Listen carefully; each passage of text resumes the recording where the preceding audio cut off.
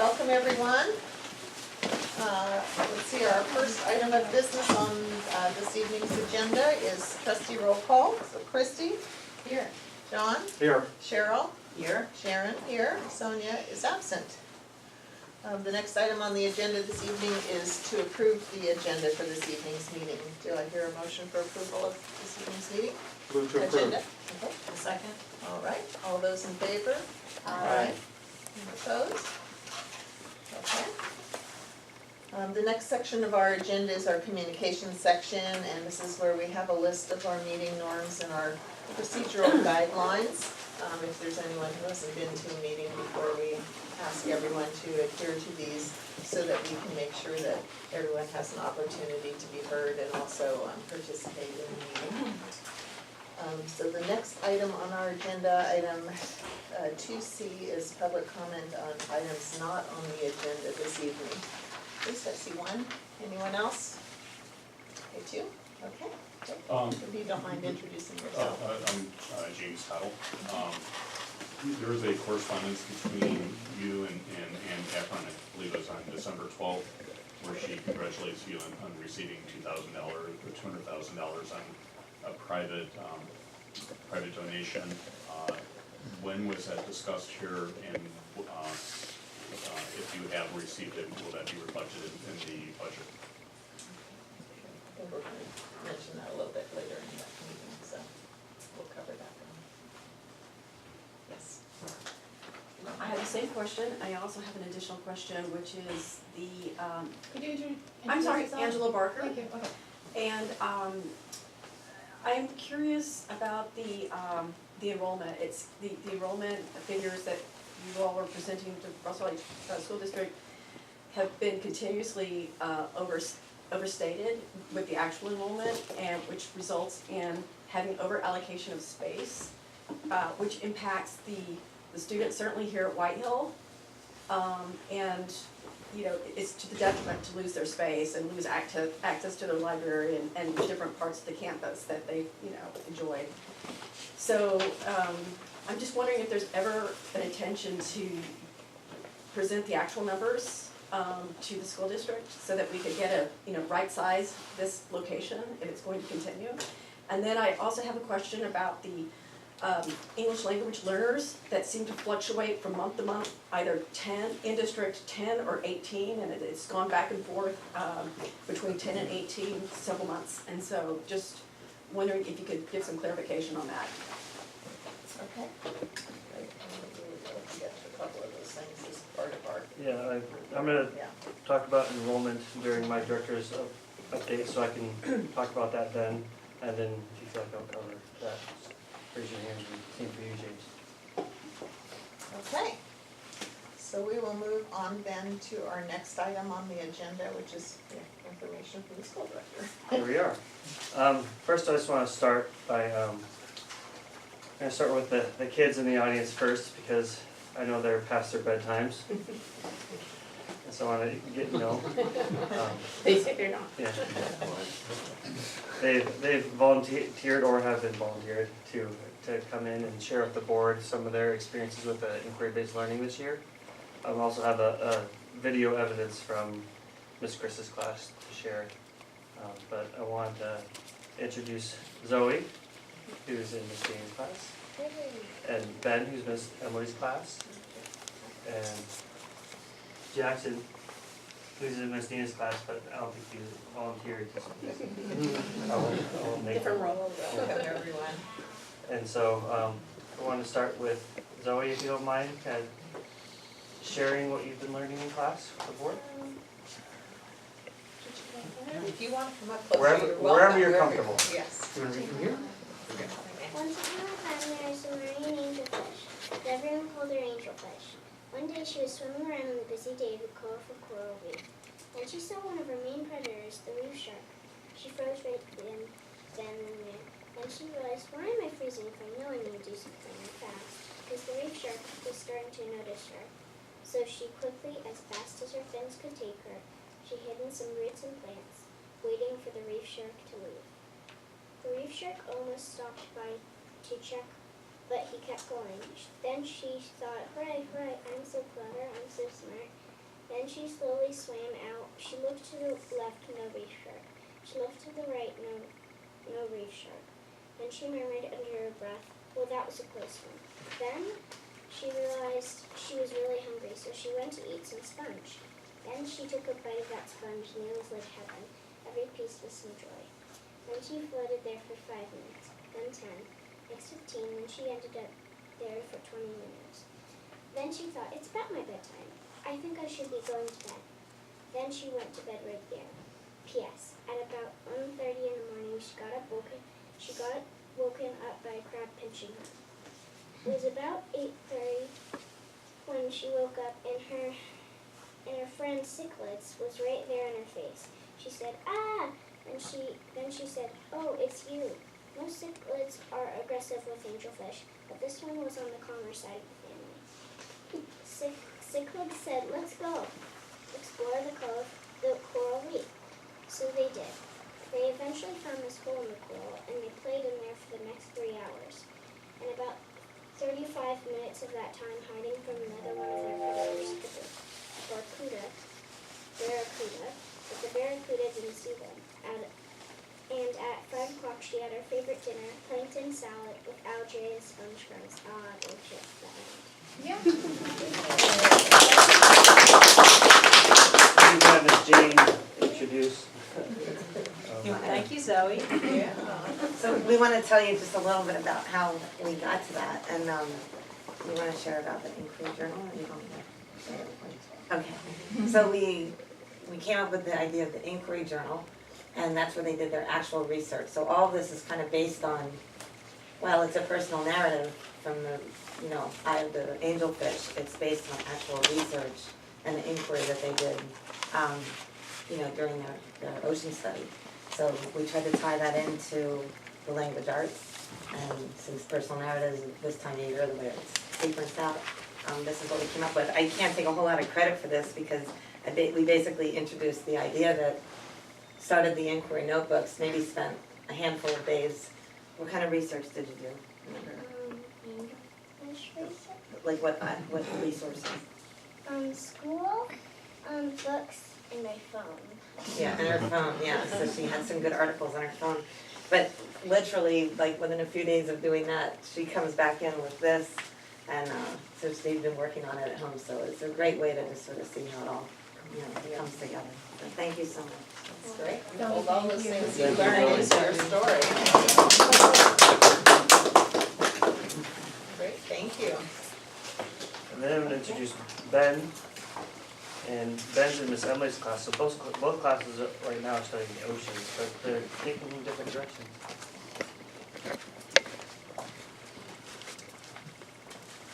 So, in my class in inquiry, I've been studying the ocean, and everybody in our class got to choose an animal, and I chose an octopus because I thought they were really cool, and they're very smart, and I thought it was really cool because they have no bones. And, I've done a lot of research on my animal, and I've wrote a story about it, and, well, it's not done yet, but I'll read what it's got so far. One day off the coast of California, on a hot summer day, in a tall green kelp forest, a Pacific giant octopus named Mark was sound asleep, not knowing he had a big day ahead of him. A couple of minutes later, Mark woke up and quickly swam over to his friends named Bob and Jen, who were playing hide and go seek near the kelp forest.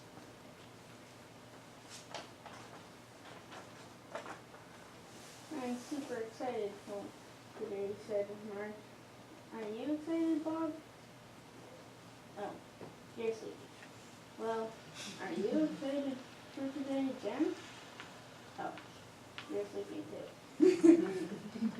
Well, whoever's reading this today, me and my friends are swimming over to the coral reef to get some crabs, snails, and fish to eat.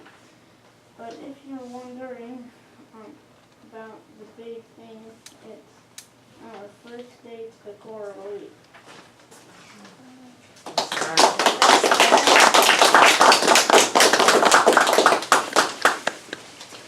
I have a question for you, Ben. Do you know where your story's going? Or do you create it as you're going along? Do you like know what the end is gonna be and you're in the process? All right, great. Nice. Anybody else have any hard driving questions for me? Well, thank you both. This kind of shows the deep, rich learning that's happening in inquiry, where they're get to focus on something that they're passionate about. I know in our house we're talking about coral a lot, and then the teachers are tying it into the standards and the expectations around reading and writing. And I know in Miss Jane's class in math, they were doing ratios and measurement of sea creatures. Very large. Very large. They're up on the, yes. Yeah, there was a lot of trees killed Yes. Sorry. in measuring the length of a blue whale, humpback whale in the hallway. Just went down the hallway. Giant squid. Yeah, giant squid. We used little pieces of paper for that and then did the actual model, the animal on a smaller scale to Yeah. save trees. Yeah, and we don't have, That much paper. yeah.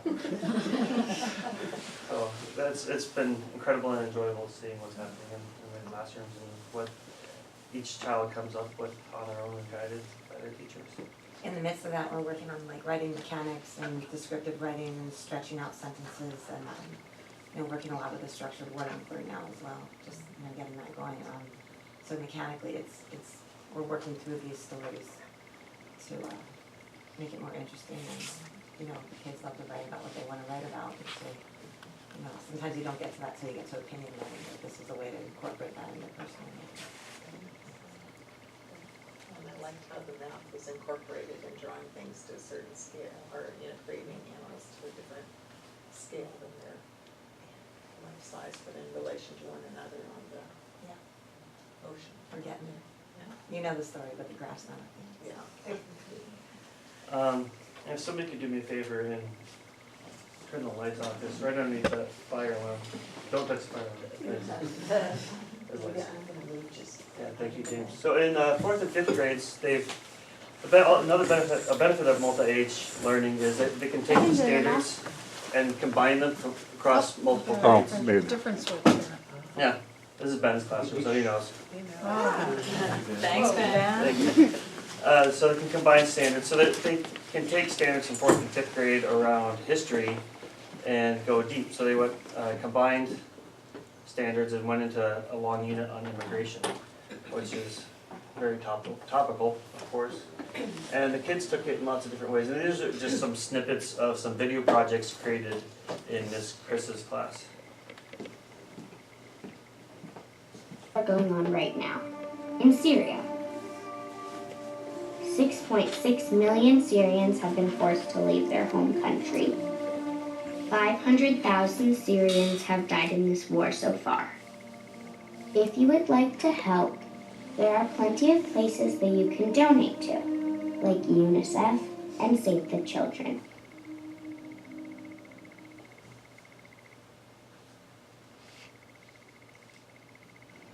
Hi, my name is Elin, and I have been researching about what the conditions are when children get separated from their parents if you cross the border illegally.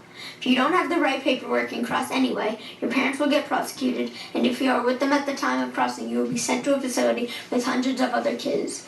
Attorney General Jeff Sessions said, if you cross this border unlawfully, then we will prosecute you. It's that simple. If you're smuggling a child, then we will prosecute you, and that child will be separated from you, required by law. If you don't like that, then don't smuggle children over our border. Donald Trump said, the United States will not be a migrant camp, and it will not be a refugee holding facility. Not on my watch. If you want to contact your local representative, go to www.callyourrep.co.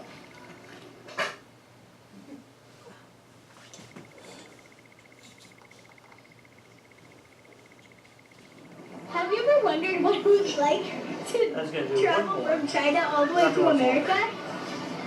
In the 1800s, it was hard, uncomfortable, unfair, and second want to learn more about the voyage from China? There's a lot of giggling in that one.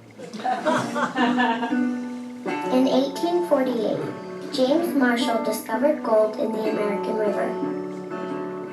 In 1849, the gold rush began. Thousands of people from all around the world came to California to mine for gold. Some people said when you set foot in California, you would stub your toe on a huge nugget of gold. That doesn't seem very realistic, does it? Well, it's not. In fact, most miners didn't find much gold at all.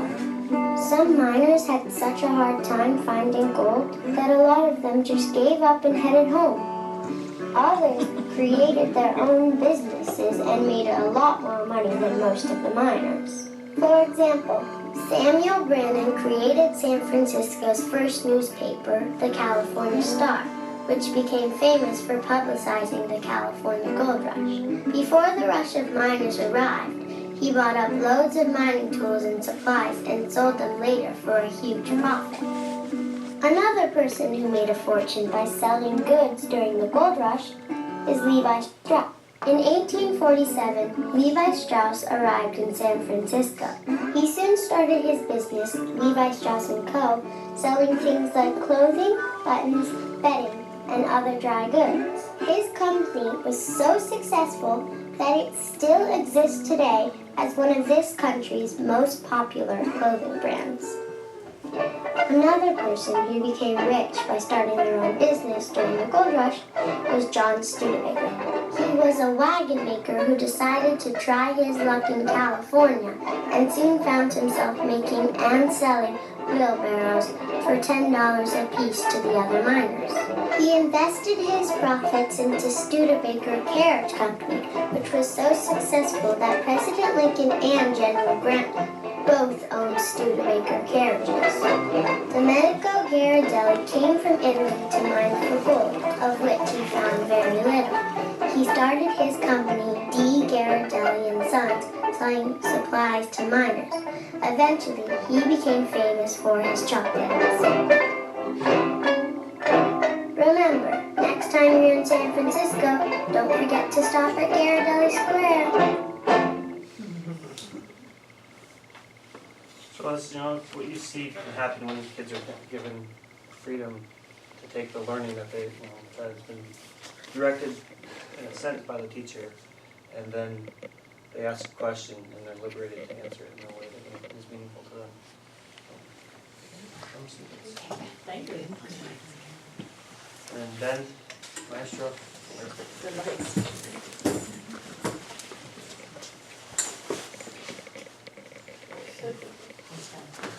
There's a lot of fun to go around and see some of their opportunities to demonstrate as classes. And now they're moving on to, in 4th and 5th grade, they're doing mythology. They're doing Norse and Greek mythology. And then in 2nd, 3rd grade, they're continuing into the oceans. In K1, they're going into early humans. So that's why you heard some noise coming from Mr. Tim's room, because they're building caves in their classrooms. So it's lots of deep, rich thematic learning happening. Thank you everyone for coming on. All right. So thank you, Zoe, and thank you, Beth.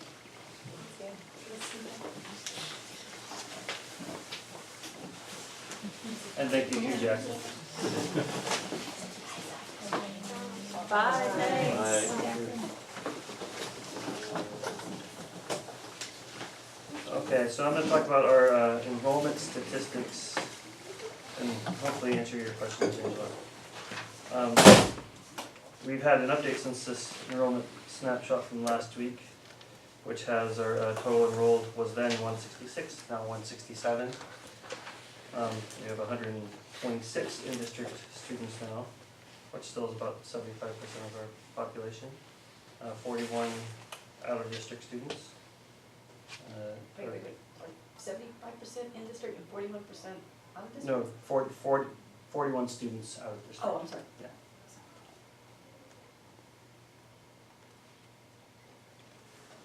we have 18 in-district English language learners and a total of 28 English language learners. So 10 are out of district.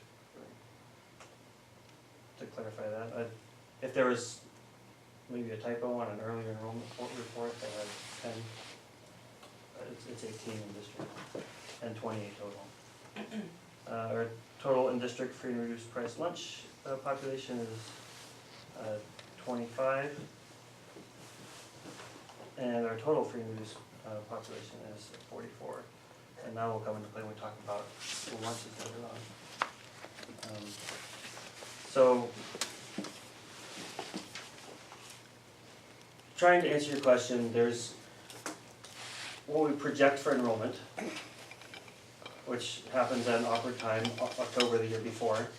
And that's part of Proposition 39 and its requirements that we project our enrollment to the district in October the year before. And that's the number we give to the district.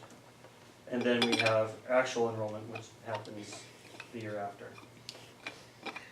So we're inching closer and closer to our projected enrollment, which was about 440 kids in district for this year. And which is about what we're projecting for next year. And we give our numbers to the district every month, our enrollment. And I was disheartened by Ann Cabron's email that went out to the district community saying things like our numbers are unverified, they're verified, we give the district proof of residency every month, the new student registers, they get that information right away. So we've given them more information than they've asked at times when they've had questions. So we constantly update the district. Do you have any other questions regarding that, Angela? Okay, so what does that make the classroom ratio for in-district? You've got 8 classes, is that what you're currently, or you're 9? We have 8. That's 17 and a half students per classroom. Okay, just. Yeah. And again, those aren't all, we use our space however we determine we're gonna use it. Yeah. Now, other schools use some of their classrooms for different things, and we don't divide the student numbers over the art classrooms and the music classrooms and whatever to come up with the ratio at those schools, so it's all how you look at it. Yeah. And then, that's it for our enrollment summary. Regarding, it was mentioned at the last board meeting, I believe, that we are,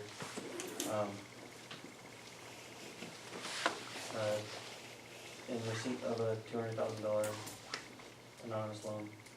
Not I loan, think we were anticipating it. Yeah. A loan or grant? Grant, sorry. That's right. But the meeting, I believe, is okay to talk? Yes. I mean, the meeting, last meeting was what, on the 11th? The Yeah. 10th. And then this letter was 2 days later, so it sounds like you already sort of knew on the 10th that you were getting this.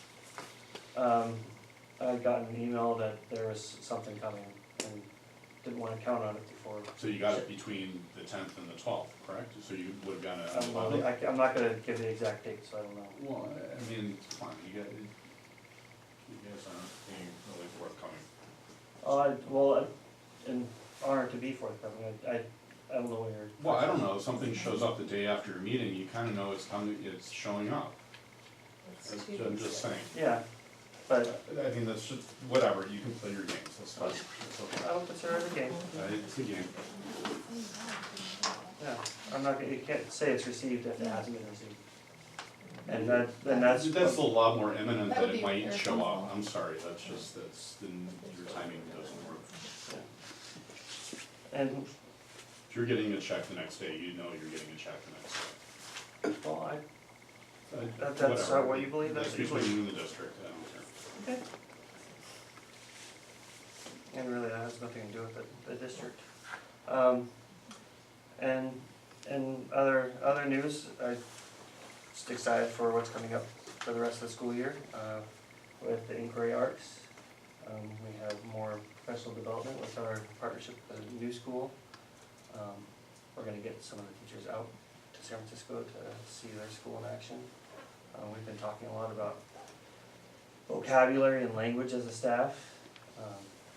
And Ms. Jane mentioned, if you caught it, that we're working on something called structured word inquiry, which is really, some would say reteaching or teaching in a more sensical way, concept of language and vocabulary. If you think of words mathematically, it makes more sense rather than rules that make sense sometimes, but not other times. But with structured word inquiry, everything makes sense all the time, rather than our old letter memorization, sound memorization, which is still part of it. That's fine. Yeah, fine. Wait, can you just say a little bit more about what is structured word inquiry?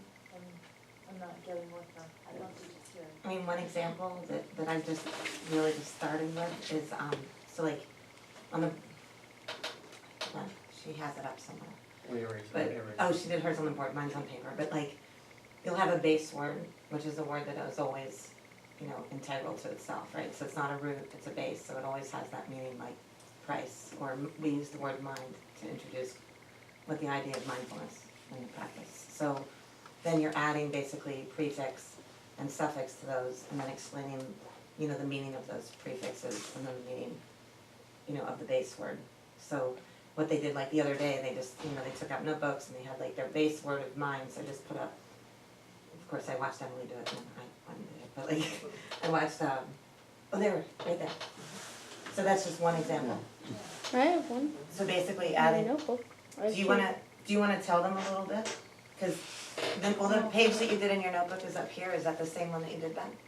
Yeah, I did mine, and I also did another He added one. words to the bottom, they came up with like 5 or 6 words.